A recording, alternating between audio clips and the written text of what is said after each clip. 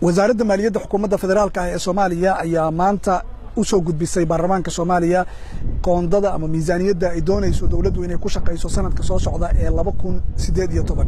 waxa ay qorsheeyeen lacag gaaraysa 274 milyan iyo 630 kun oo doolarka Mareykanka ah oo dhammaan dawladda Soomaaliya lacagaha ay ku socon doonto ah sanadka 2018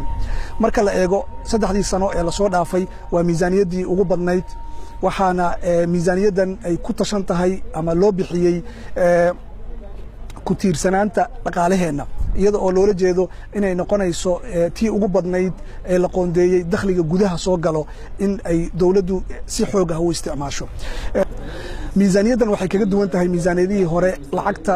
ka soo galaysa dawladda gudaha waxay noqonaysaa lacagtii ugu badnayd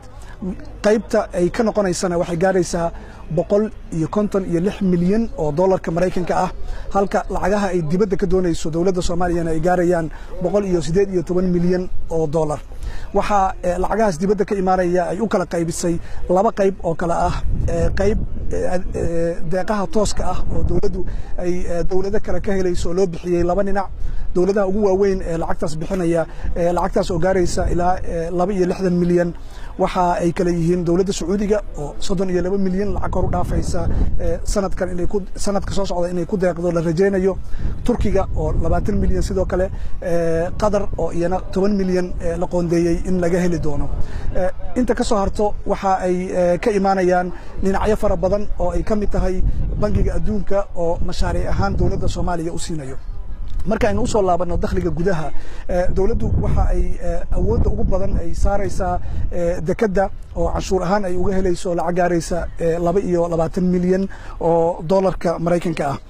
si guud lacagta canshuurta ah oo miisaaniyaddan kamid ah oo la sugayo in dawladdu ay soo ururiso waxay gaaraysaa 127 milyan oo doolarka Mareykanka ah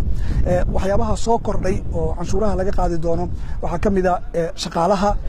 gaarka ah sidoo kale waxyaabaha kale ee canshuurta dawladdu inay ka qaado ay kamid tahay waxa kamid ah adeegyada ay bixiyaan shirkadaha isgaarsiinta sidoo kale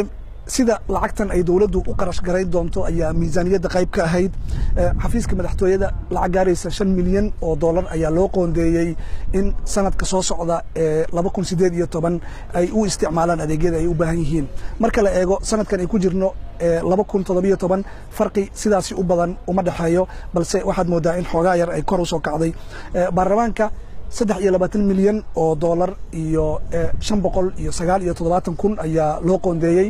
waxa ay noqonaysaa oo ay qayb ka ahaanayo mushaaraadka xildhibaanada xafiiska ra'iisul wasaaraha oo ay ku lamaansan tahay beeyada waxa miisaaniyadiisu ay noqonaysaa 5 milyan oo doolarka Mareykanka ah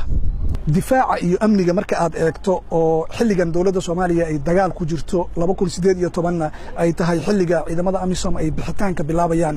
miisaaniyadda difaaca iyo amniga oo isku duuban loo qorsheeyay waxay gaaraysaa ama ay wax yar ka yar tahay 90 milyan oo doolar sanadka 2018 oo idil ciidamada xoogga oo dagaalka ugu badan inay galaan la filayo xilligaas lacagta u qoondeysan waa lacag gaaraysa 44 milyan oo doolar oo kaliya waxa ay su'aal ka keenaysaa sida ay dawladdu waxyaabaha ay doonayso ama ay laga filayo oo dadku filayaan ay uga soo dhalaali karto marka la eego budgetka ama miisaaniyadda loogu talagalay ciidamada sida ay u yartahay cadaaladda waa dhinacyada sida aadka ah dawladdu ay ballanqaadyada badan ka sameysay inay wax ka qabanayso dad badan ay aaminsan yihiin in uu u baahan yahay sharci ahaan in hay'adahaas la soo dhiso balse lacagta la qorsheeyay in 2018 hay'adaha cadaaladda Soomaaliya oo dhan ay isticmaalaan waa 8 milyan oo doolar oo kaliya waxyaabaha xusida mudan wasiirka oo xildhibaanada la hadlayayna uu soo hadal qaaday waxa kamid ah waxyaabaha cusub oo lagu soo daray in adeegyo caafimaad ay kamid tahay miisaaniyaddan sidoo kale adeegyo waxbarasho ay kamid tahay waxa wax ku leh hay'adda isgaarsiinta qaranka oo yagleelideeda la filayo in ay maalmaha soo socota soo gabagabowdo iyana miisaaniyaddan ay qayb ka tahay jaamacadda ummadda qayb ay ka tahay waxa miisaaniyaddan loo gudbiyay guddiga arrimaha maaliyadda ee baarlamaanka iyaga soo akhrin doona qaab doodeed ayayna ku imaan doontaa golaha shacabka mar kale si ay baarlamaanku uga doodaan kadibna in loo codeeyo oo baarlamaanku ay ogolaadaan ama ay diidaan loo gaarsiiyo